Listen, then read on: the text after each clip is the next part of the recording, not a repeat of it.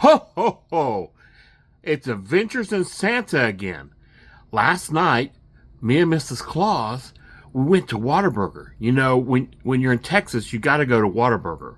So we went to Whataburger last night, and as we were leaving, a guy was parked next to us. I'm assuming he was a Uber driver because he was kind of in one of those spots.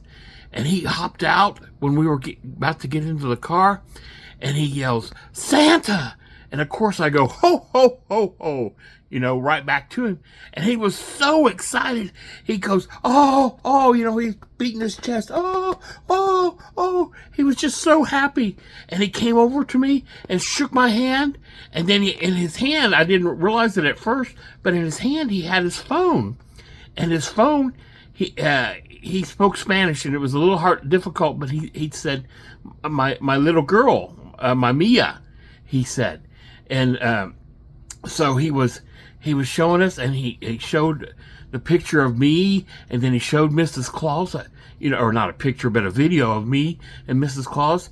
And then he put down his phone and looked at we got some magnets on the side of our cars, with the picture of us and stuff.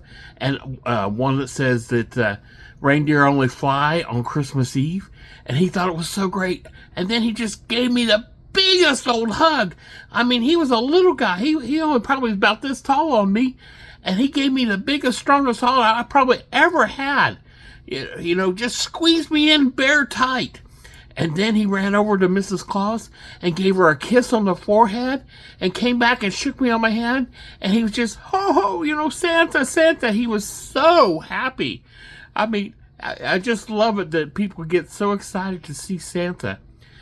Well, that's all my story today. Ho, ho, ho.